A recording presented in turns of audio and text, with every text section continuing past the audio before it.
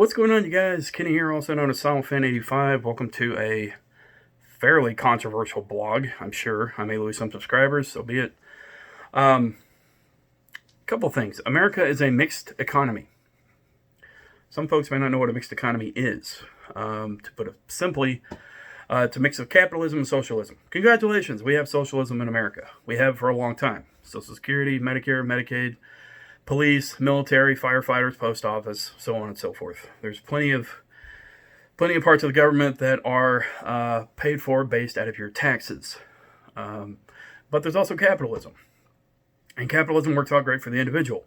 Socialism benefits the masses. That's the way it's worked. And in a lot of ways, they help each other. Again, we're a mixed economy, so capitalism benefits from socialism. Socialism benefits from capitalism. In a lot of ways, you never want to go one extreme way or the other. You never want to have extreme capitalism or extreme socialism. That never really works out well, historically proven. But when you have a mix of the two, and things that benefit a population as well as the individuals themselves, things work out pretty decent. America is still a relatively young country. We are still trying to find our way. We are still technically in our teenage years compared to other countries around the planet. And so we are still in a phase, and I'm sure it's the same across the pond in some ways, but here in America, there's a lot of red-baiting scare tactics going on when it comes to the word socialism. Because extreme socialism leads to communism historically. But there's also another factor in that, depending on the leaders and how they enforce socialism. In other parts of the country, capitalism is a scary word because there is a death toll no matter what on either extreme. But that's part of the problem. We keep going to extremes. When again, in practice, we're a mixed economy. America should never be a full-blown capitalist country, and it should never be a full-blown socialist country. But on both the right and the left, they don't want you to know that. They don't want you to think that way. They want you to think that it's either one or the other. They want to keep you divided, keep you distracted, because that's what they do. Now, that's not to say all of them are doing that. That's why we have pathfinders. That's why we have not the car, but just people in general, historically, that have paved the way for certain things to come along in America. Struggles make things happen here in America. Voting, certain votes, women vote, black vote, minimum wage, whatever it may be. There's always been a struggle of some sort for something to pave the way here in America. And again, there's been people that pave the way as well. Currently, I'm an independent.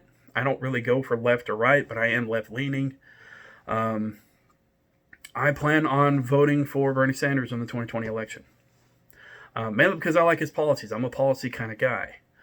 And he is consistent. He is proven historically. He has passed thousands of amendments while in Congress and both the Senate. He has spearheaded a few bills that should have done a lot of good, but were vetoed out, including a War Powers Act. Currently over in Yemen, as of this recording, there are literally thousands of women and children dying, and it passed both Congress and the Senate to stop our role in that dying. It made it to the desk of the current president, but he vetoed it. He vetoed it for, whatever reason there may be that you would, not want to stop the killing of masses of people. But look, the point being, coming into the 2020 election, there's going to be a lot of scare tactics. There's going to be a lot of fear-mongering. But think about this. When people use the keyword socialism, what do you think about? What do they present to you? Think about it this way. One thing that is really going on right now that a lot of people are scared of is a thing called Medicare for All. A lot of people actually like it. In polls, it tends to poll between 65 and 70% approval rating because it takes the current Medicare system and brings it in doses for everybody. Depending on the age group, it'll be worked in over a certain amount of years where everybody can benefit from it.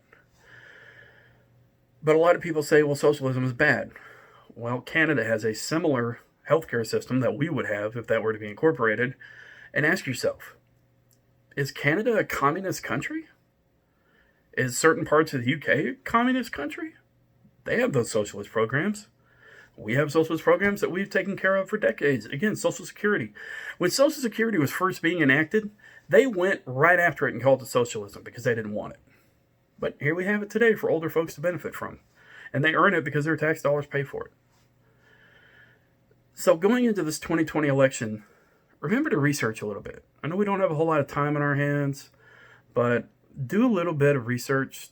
Look at the history of the person you're voting for. Don't just take their word for it. Take your own word for it. Vote with your heart. Don't let anybody tell you how to vote. Don't let them try to convince you how to vote. Vote with your heart, but also vote with your head.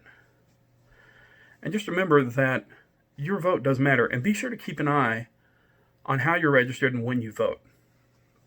Because here's the deal. Back in 2016 and back in 2018, there was a lot of foul play going on when it came to voting.